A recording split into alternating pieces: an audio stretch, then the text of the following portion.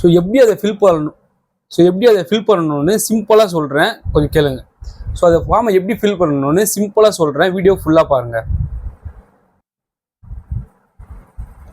கீழே இருக்க இந்த ஃபஸ்ட்டு பாக்ஸில் 2002 ஓட்டு போட்டவங்க தான் எழுதணும். அவங்க பேர், அவங்க அப்பா பேர், ஓட்டர் ஐடி நம்பர் இருந்தால் ஓட்டர் ஐடி நம்பர் எழுதுங்க. 2002 எந்த சட்டமன்ற தொகுதியில் ஓட்டு போட்டிங்களோ, 2002 எந்த சட்டமன்ற தொகுதியில் ஓட்டு போட்டாங்களோ அந்த தொகுதி பேர், அந்த சட்டமன்ற தொகுதியோட எண்ணு, பாகம் எண்ணு, வரிசை எண் எல்லாமே 2002 என்ன இருந்துச்சோ அதுதான் எழுதணும்.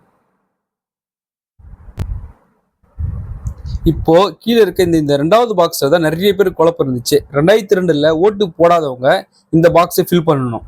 உங்கள் அப்பா 2002 ஓட்டு போட்டிருந்தாருன்னா அவரோட பேர், அவரோட ஓட்டர் ஐடி நம்பர் இருந்தால் எழுதுங்க, இல்லைன்னா ப்ராப்ளம் இல்லை.